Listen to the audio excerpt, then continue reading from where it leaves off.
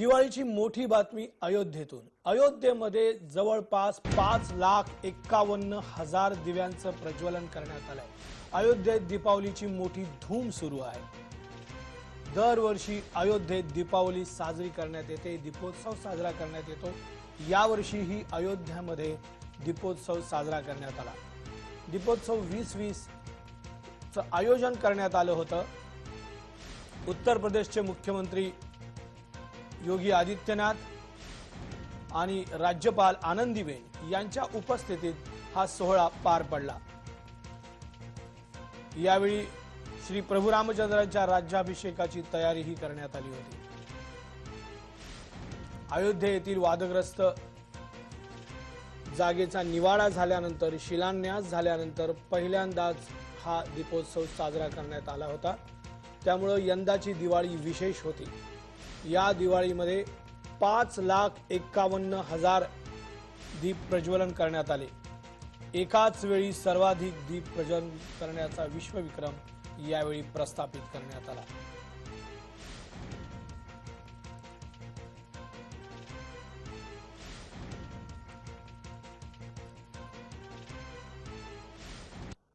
देशभरात दिवाळीला उत्साहात सुरुवात झाली आहे। आज रत्नागिरी आणि रायगड या जिल्ह्यांमध्येही या दिवाळीची धूम पाहायला मिळाली। नरकासुराचा वधरूपी कारटे फोडण्याची परंपरा पाहायला मिळते। कोकणातही घराघरात दिवाळीला सुरुवात झाली आहे। रत्नागिरीत घरातील देवघरात घराच्या बाहेर दिवे लावून, तेलाच्या पणत्या लावून रोषणाई करण्यात आली आहे। अभ्यंग स्नान केल्यानंतर घरासमोरील तुळशी वृंदावनाजवळ कारेट फोडून रत्नागिरीकरांनी दिवाळीला प्रारंभ केलाय। नरकासुराचा वध म्हणून हे कारट फोडण्याची प्रथा आहे। दिवाळीच्या पहिल्याच दिवशी अभ्यंग स्नान घेतलं जातं। पहिली अंघोळी ज्याला बोलीभाषेत म्हटलं जातं। आज सर्व नागरिकांनी अभ्यंग स्नान करून आपल्या घराबाहेरील तुळशीजवळ, वृंदावनाजवळ कारेट फोडून प्रतिकात्मक नरकासुराचा वध केला। अभ्यंग स्नान केल्यानंतर पायाच्या अंगठ्याने कारेट फोडून नरकासुर वध करून दिवाळी उत्सव साजरा करण्यात येतो।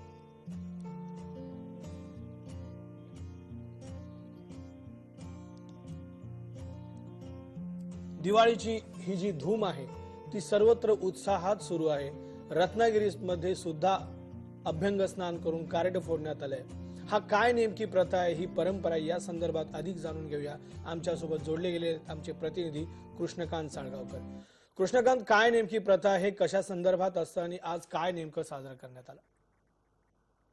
दिवाळीची धूम ही मोठ्या प्रमाणात चालू आहे कोकणामध्ये। कोकणामध्ये एक विशेष प्रथा आहे की घराघरामध्ये दिवे लावले जातात, देवासमोर एक दिवा लावला जातो। आणि आज सकाळी पहाटे ह्या सर्व घरांमधून जी दिवाळी उत्साहात साजरी झाली, ती नरकासुराचा वध करून सुरू करण्यात आलेली आहे। ही दिवाळी जोशात सुरू झालेली आपल्याला पाहायला मिळते। खरं तर कोरोनाचं संकट असताना देखील बाजारपेठेमध्ये मोठ्या प्रमाणात गर्दी पाहायला मिळत नव्हती। मात्र ही जी रोषणाई जी आहे, ही इथली जी लोक आहेत, ज्यांच्याकडे ज्या मातीच्या पणत्या असतात, या मोठ्या प्रमाणामध्ये विक्रीला येतात। याच पणत्या खरेदी केल्या जातात आणि मोठ्या प्रमाणामध्ये रोषणाई केली जाते। सकाळी सूर्योदय व्हायच्या अगोदर मोठ्या प्रमाणामध्ये रोषणाई केली जाते। तुळशीचं वृंदावन असतं, त्या तुळशीच्या वृंदावनाला मेणबत्त्या लावल्या जातात। आणि हा एकमेव असा सण आहे की या ठिकाणी वध करण्याचा जो कार्यक्रम असतो, त्या ठिकाणी महिला देखील घरातल्या मोठ्या प्रमाणात असतात। घरातला प्रत्येक सदस्य हा घराबाहेर आंघोळ केल्यानंतर निघतो आणि तुळशी वृंदावन असतं, या तुळशी वृंदावनाच्या समोर जे कारेट असतं, म्हणजे जो नरकासूर असतो, त्याचा वध करण्याची प्रथा आहे। आणि घरातला प्रत्येक माणूस उठल्यानंतर, अभ्यंग स्नान केल्यानंतर बाहेर जातो, तुळशीची पूजा करतो आणि त्याच्यानंतर त्या ठिकाणी नरकासुराचा वध हा पायाच्या अंगठ्याने केला जातो। अशी ही प्रथा आणि परंपरा कोकणात पाहायला मिळते। विविध पद्धतीनं ही परंपरा चांगल्या पद्धतीनं जोपासली जात आहे आणि आजही उत्साहात याशी कृष्णकांत, कोरोनाच्या पार्श्वभूमीवर यंदाची दिवाळी साजरी होते, कशी साजरी होते? साधेपणाने होते की तोच उत्साह नागरिकांमध्ये दिसतोय? सर, उत्साह तोच आहे। मात्र मोठ्या प्रमाणामध्ये बाजारपेठेमध्ये जी गर्दी असते, बाजारपेठेमध्ये मोठमोठ्या प्रमाणामध्ये फटाक्यांची जी विक्री होत असते, ह्या विक्रीकडे पाठ मोठ्या प्रमाणात फिरलेली दिसते। कारण किमती ज्या आहेत फटाक्यांच्या वाढी होत्या आणि कोकणामध्ये यावर्षी कोरोनाच्या काळामध्ये शांततेत आणि उत्साहात उत्सव साजरा करायचा आहे। यामुळे प्रदूषणाच्या माध्यमातून देखील या ठिकाणी महत्वाची भूमिका घेऊन लोकांनी फटाके टाळलेले आहे आणि दिव्यांची जी रोषणाई आहे हीच करून पारंपरिक पद्धतीनं दिवाळी प्रत्येक घरामध्ये साजरी होते. फराळ असतोय, फराळ घरातही बनवला जातो. मोठ्या प्रमाणामध्ये किराणा माल घरामध्ये आणला जातो. करंज्या, लाडू आणि अन्य जे साहित्य आहे हे घरामध्ये बनवलं जातं आणि सकाळी सकाळी आपली दिवाळी साजरी झाली की आजूबाजूची ज्या वाड्या असतात, जे गाव असतं, या गावामध्ये आपले जे पाहुणे असतात, आपला मित्रपरिवार असतो, त्यांना देखील घरामध्ये जाऊन आपल्या घरातला खाऊ त्यांच्याकडे आणि त्यांच्या घरातला खाऊ आपल्याकडे अशी ही खाऊ वाटण्याची परंपरा आहे, फराळ वाटण्याची प्रथा आहे, ही आजही पूर्वापार चालत आलेली आहे आणि ती चांगल्या पद्धतीने जोपासली देखील जाते. धन्यवाद कृष्णकांत, आपण दिलेल्या या सर्व माहिती संदर्भात. आपण पाहतो आहोत की दिवाळीची धूम सर्वत्र सुरू आहे. कोकणामध्ये मोठ्या प्रमाणात आज कारेट फोडून अभ्यंग स्नान केल्यानंतर कारेट फोडून नरकासुराचा प्रतिकात्मक वध करून दिवाळी साजरी केली जाते. नरक चतुर्दशीला काली चतुर्दशी किंवा रूप चतुर्दशी किंवा छोटी दिवाळी आणि नरक निवारण चतुर्दशी असंही म्हटलं जातं. हा हिंदूंचा सण आहे जो हिंदू कॅलेंडर प्रमाणे अश्विन महिन्यातील कृष्ण पक्षातील चतुर्दशीला येतो.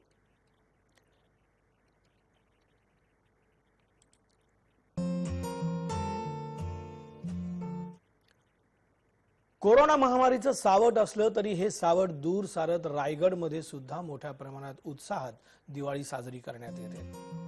दिवाळीला आज अभ्यंग स्नान करून प्रारंभ करण्यात आलाय.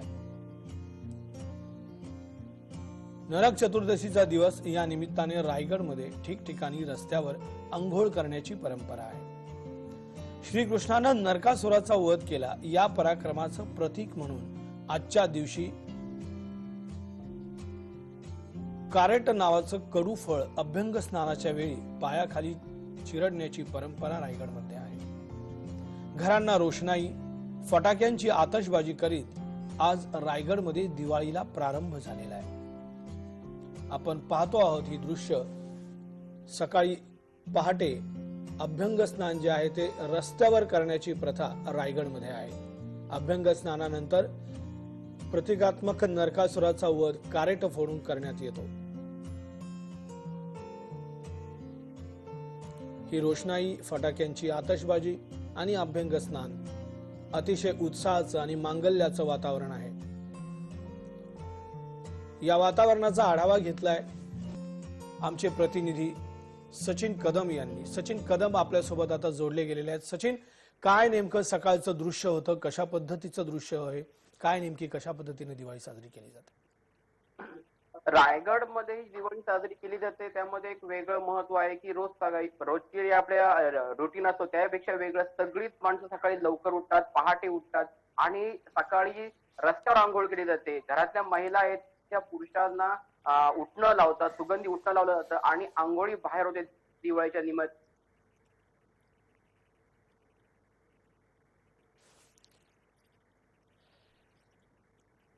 आपला संपर्क तुटलेला आहे सचिन कदम यांच्याशी. आपण पाहतो आहोत दिवाळीची धूम रायगडमध्ये मोठ्या प्रमाणात सुरू आहे. रस्त्यावर आंघोळ करण्याची ही प्रथा आहे. रायगडमध्ये रस्त्यावर आंघोळ करायची, रोषणाईंच्या जो झगमगाटात आहे त्या झगमगाटामध्ये संपूर्ण दिवाळीचा उत्साह आपल्याला दिसतोय. पहाटेच्या मांगल्यपूर्ण वातावरणामध्ये कारेट फोडण्याचा कार्यक्रम होतो. घराघरांवर रोषणाई केलेली आहे, आकाशकंदील पण त्या दिवे लावण्यात आलेले आहेत आणि भल्या पहाटे उठून अतिशय उत्साहवर्धक वातावरणामध्ये या ठिकाणी सर्व विधिवत पूजा अर्चाही केली जाते. सचिन कदम यांच्याशी आपला संपर्क पुन्हा जोडलेला गेलेला आहे. सचिन, काय नेमकं आपल्या इथलं चित्र आपण सांगत होता? नाही, रायगडमध्ये वेगळी परंपरा आहे. चिराजी कराटू म्हणतो आपण, तेही फोडले जातात. ऍक्च्युअली मुळात महत्वाचा विषय आहे की आपल्या पुराणामध्ये हा विषय येतो. पुराणामध्ये, कृष्ण पुराणामध्ये उल्लेख आहे की नरकासुराचा वध केला आणि त्याला या ठिकाणी कुठेतरी जोडलं जातं. आणि हे जे कडू फळ असतं, काकडी प्रजातीमधलं एक कडू फळ आहे, हे पायाखाली फोडून त्या पराक्रमाची एक वेगळी आठवण पुन्हा केली जाते. महिला ज्या आहेत घरामधल्या त्या बाहेर आंघोळ झालेल्या पुरुषांना आंघोळ ओवाळणी करतात आणि हा विजयाचा दिवस म्हणून साजरा केला जातो. बरोबर. तर धन्यवाद सचिन, आपण दिलेल्या या संपूर्ण माहिती संदर्भात. आपण पाहतो आहोत कशा पद्धतीने रायगडमध्ये दिवाळी साजरी होते. विशेष म्हणजे राज्यामध्ये ही वेगळी प्रथा आपण इथे पाहतो आहोत की रस्त्यावर आंघोळ करून दिवाळीचा पहिला दिवस अभ्यंग स्नान साजरं केलं जातं.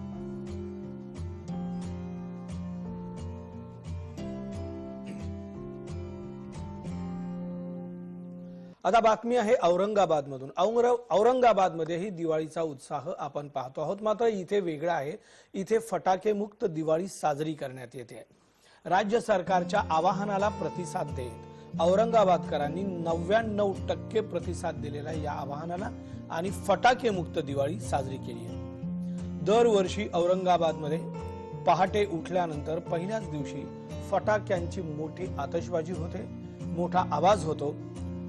यावर्षी मात्र अशा पद्धतीचा कुठलाही आवाज फटाक्यांचा ऐकायला मिळाला नाही।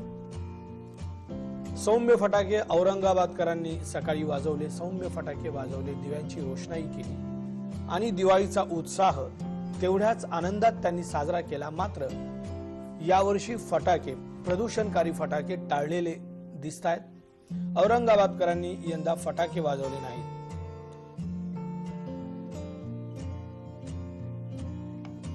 दरवर्षी मोठ्या प्रमाणात औरंगाबादमध्ये फटाक्यांची आतषबाजी होत असते। दिवाळीच्या पहिल्याच दिवशी म्हणजे अभ्यंगस्नान झाल्यानंतर औरंगाबादमध्ये पहाटेच फटाक्यांचा आवाज घुमत राहतो। मात्र यावर्षी अशा पद्धतीचा कोणताही आवाज ऐकायला आला नाही। जे फटाके वाजवले गेले ते अतिशय सौम्य फटाके होते, ज्यांनी केवळ रोषणाई झाली, लख्ख प्रकाश पडला, मात्र कोणत्याही प्रकारचं प्रदूषण अथवा आवाज झाला नाही। त्यामुळे यंदाची दिवाळी कोरोनाच्या पार्श्वभूमीवर साजरी होत असताना प्रदूषणामध्ये भर पडू नये याच्यासाठी राज्य सरकारनं केलेल्या आवाहनाला औरंगाबादकरांनी अतिशय चांगला प्रतिसाद दिल्याचं पाहायला मिळत आहे।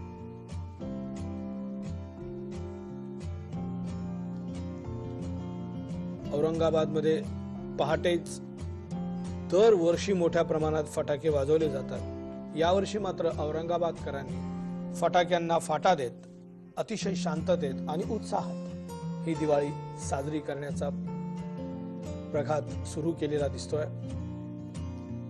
वास्तविक कोरोनाच्या पार्श्वभूमीवर ही सर्व खबरदारी घेतलेली आहे औरंगाबादकरांनी।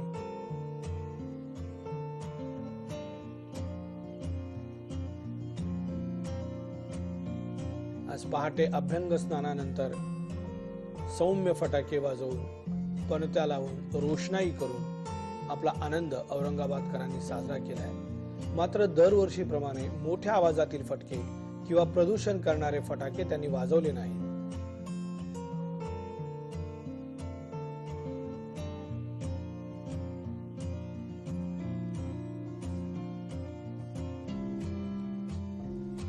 आपण पाहतो आहोत औरंगाबादकर सौम्य फटाके वाजवताना आपल्याला दिसत आहेत, ज्याच्यामध्ये फुलभाज्या असतील,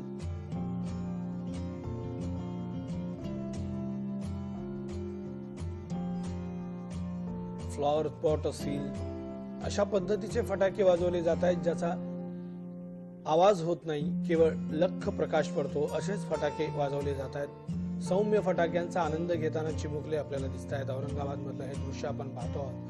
अतिशय आनंदात आणि उत्साहात ही दिवाळी साजरी होते। मात्र कोरोनाच्या पार्श्वभूमीवर कुठेतरी खबरदारी घेतली जात असल्याचं आपल्याला पाहायला मिळतं।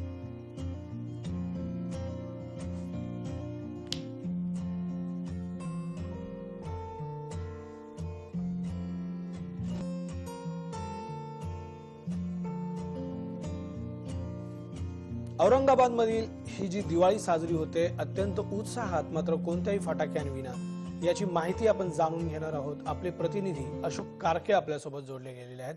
अशोक, काय नेमकं चित्र आहे औरंगाबाद मध्ये? दरवर्षीची जी मोठ्या फटाक्यांची धूम असते ती यावर्षी पाहायला मिळत नाहीये, नेमकं काय चित्र आहे? सुरेश सर, नक्कीच यंदाची दिवाळी जी आहे औरंगाबाद तर अतिशय पर्यावरणपूर्वक अशी साजरी करताना आपल्याला पाहायला मिळत आहेत।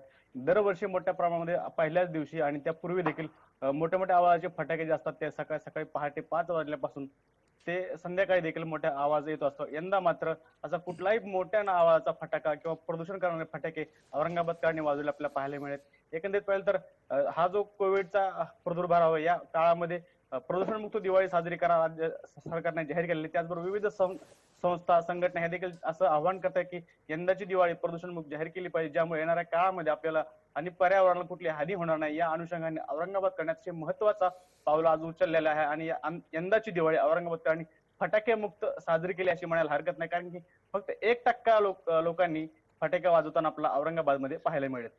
सुरेश सर, आपण पाहतो आहोत की अतिशय साधेपणानं यंदा ही दिवाळी साजरी केली जाते. लोकांमध्ये उत्साह आहे का? काय नेमकं चित्र आहे? नक्कीच दरवर्षीप्रमाणे याही वर्षी औरंगाबादकरांमध्ये मोठ्या प्रमाणात उत्साह आहे.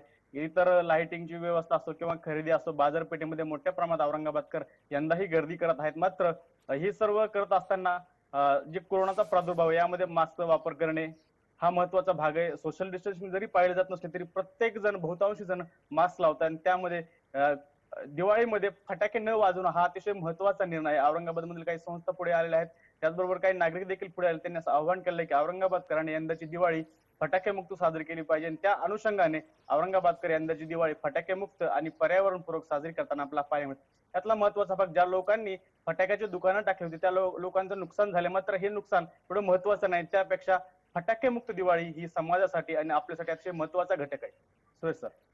धन्यवाद अशोक, तुम्ही दिलेल्या या संपूर्ण माहिती संदर्भात. हा औरंगाबादकरांनी घालून दिलेला आदर्श आहे, तो राज्यातील इतर शहरांनी जर पाळला तर प्रदूषण कमी होईलच. कोरोनाच्या पार्श्वभूमीवर ही खबरदारी घेतली जावी अशा पद्धतीचं चित्र आहे सध्या. आपण वळूया पुढच्या बातमीकडे. छत्रपती शिवरायांच्या पराक्रमाचं, वैभवाचं प्रतीक असलेल्या पन्हाळगड आता दीपोत्सवानं उजळून निघालाय. कोल्हापूर हायकर्सच्या वतीनं दिवाळी निमित्त ऐतिहासिक पन्हाळगडावर दीपोत्सव साजरा करण्यात आलाय. कोरोनामुळे यावर्षी हा दीपोत्सव अत्यंत साधेपणानं साजरा करण्यात आला. या निमित्तानं हजारो दिव्यांनी पन्हाळा उजळून निघाला. पाहुयात याची ही काही खास एक्सक्लुझिव्ह दृश्य फक्त जय महाराष्ट्राच्या प्रेक्षकांसाठी. हा आपण पाहतो आहोत की पन्हाळगडावरच्या अंबरखान्यामधलं हे चित्र आहे.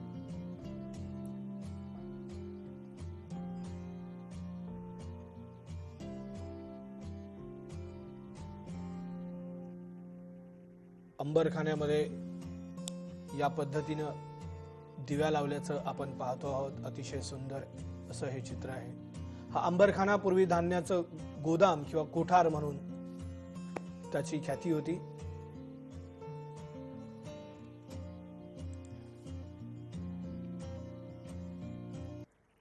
दिवाळीचा उत्साह संपूर्ण राज्यभरात पाहायला मिळतोय. त्याचप्रमाणे तो पंढरपूरमध्येही आपल्याला पाहायला मिळतोय. प्रमुख तीर्थक्षेत्र असलेल्या पंढरपूरमध्ये हा उत्साह आपण पाहतो आहोत.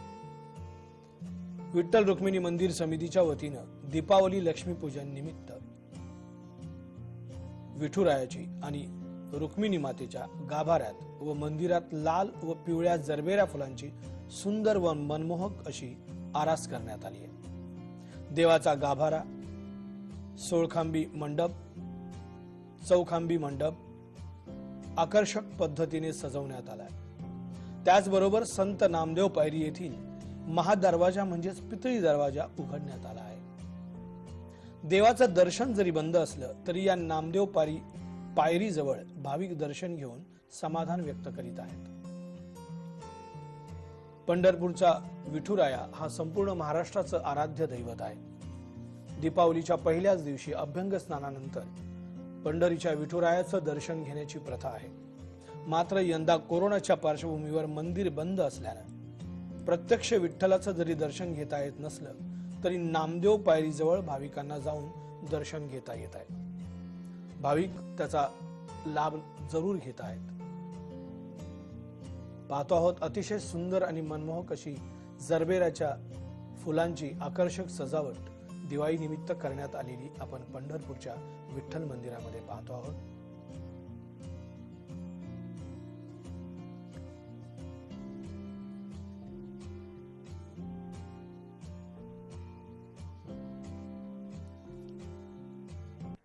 गृहमंत्री अनिल देशमुख यांनी पोलीस दलाचा प्रमुख म्हणून राज्यातील सर्व पोलिसांना आणि त्यांच्या कुटुंबियांना दिवाळीच्या शुभेच्छा दिल्या.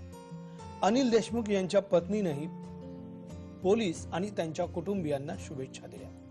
कोरोना काळात देखील परिवाराची चिंता न करता आपण कर्तव्य बजावलं. ही दिवाळी आपण कुटुंबासह आनंदानं साजरी करण्याची सदिच्छा अनिल देशमुख यांनी व्यक्त केली आहे.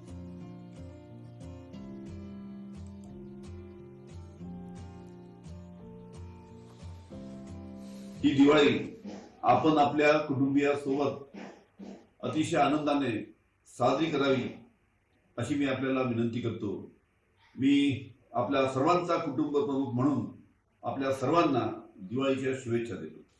सर्व पोलीस कर्मचारी आणि त्यांच्या पत्नी, त्याचबरोबर सर्व महिला पोलीस कर्मचारी या सगळ्यांनी या कोरोनाच्या कठीण परिस्थितीमध्ये अतिशय धैर्यानं तोंड देऊन परिस्थिती हाताळली. दिवाळी आलेली ही आनंदाची दिवाळी सगळ्यांनी अतिशय आनंदाने साजरी करावी अशी मी आपल्याला शुभेच्छा देते. मुंबईतील शिवाजी पार्क इथं अतिशय आकर्षक अशी विद्युत रोषणाई करण्यात आलेली आहे. या विद्युत रोषणाईची पाहणी मनसे अध्यक्ष राज ठाकरे यांनी केली आहे. विद्युत रोषणाची सहकुटुंब पाहणी करताना राज ठाकरे यांनी या आकर्षक अशा विद्युत रोषणाईचा आनंद घेतला. त्यांच्यासोबत त्यांच्या पत्नी शर्मिला, मुलगा अमित यांच्यासह पक्षाचे नेते आणि कार्यकर्ते यावेळी हजर होते. राज यांनी दिवाळी रोषणाई पाहण्यासाठी पार्कात फेरफटका मारला आणि कट्ट्यावर विसावून स्थानिकांना अभिवादन करत दिवाळीच्या शुभेच्छाही दिल्या.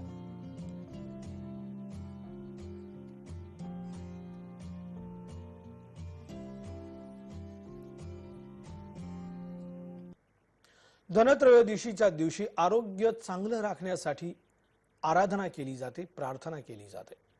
गुरुवारी नाशिकमध्ये कोरोना काळात वापरल्या गेलेल्या सर्व वनस्पतींची आरास करत पूजा करण्यात आली. नाशिकमधील वैद्य विक्रांत जाधव यांच्या आयुर्वेदिक रुग्णालयातही दरवर्षीप्रमाणे याही वर्षी धन्वंतरीची विक्रांत जाधव यांनी सपत्नीक विधिवत पूजा केली. धन्वंतरी सोबतच कुबेराच्याही पूजनाला विशेष महत्व असतं. त्यामुळे कुबेर आणि सर्व आयुर्वेदिक साहित्याचंही यावेळी पूजन करण्यात आलं.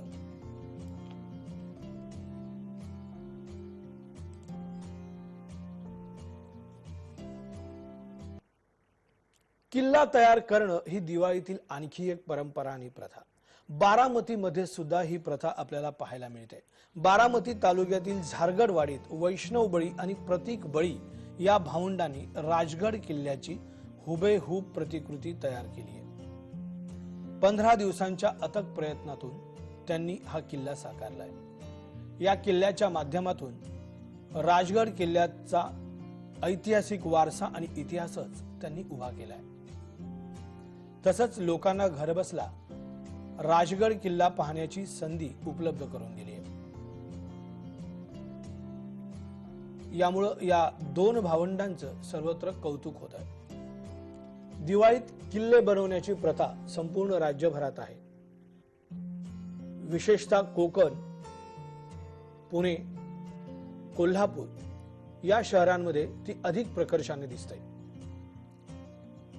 पुणे जिल्ह्यातील बारामती तालुक्यातील झारगडवाडीतील आपण हे दृश्य पाहतो आहोत. झारगडवाडीत वैष्णव बळी आणि प्रतीक बळी या दोन भावंडांनी अतिशय सुंदर असं राजगड किल्ल्याचं हुबेहूब प्रतिकृती या ठिकाणी तयार केल्याचं आपण पाहतो आहोत.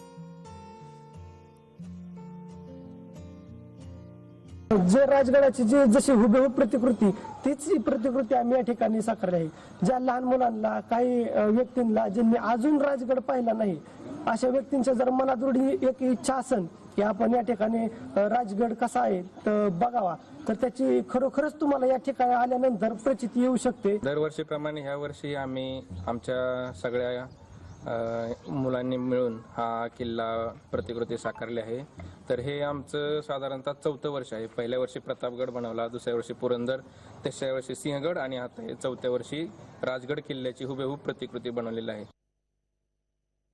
बारामती तालुक्यातील झारगडवाडी गावातील शिवभक्त वैष्णव बळी आणि प्रतीक बळी या दोन भावंडांनी हुबेहूब राजगड किल्ला बनवलाय. या राजगड किल्ल्याची लांबी 30 फूट, रुंदी 10 फूट आणि उंची 5 फूट आहे. हा हुबेहूब राजगड किल्ला पाहण्यासाठी बारामती तालुक्यातील शिवभक्तांनी या ठिकाणी मोठी गर्दी केलेली आहे. या राजगड किल्ल्यावरती आल्यानंतर या पाहणी दरम्यान इतिहासाची माहिती या येथील शिवभक्तांना होणार आहे. यामुळे या दोन भावंडांनी बनवलेला राजगड किल्ला तरुणाईसाठी प्रेरणादायी ठरणार आहे. नवनाथ बोरकर, जय महाराष्ट्र न्यूज, बारामती. या सर्व बातम्यांसह आता वेळ झाली आहे या बातमीपत्रात इथे थांबण्याची. आपण कुठेही जाऊ नका, पाहत राहा जय महाराष्ट्र न्यूज. आहे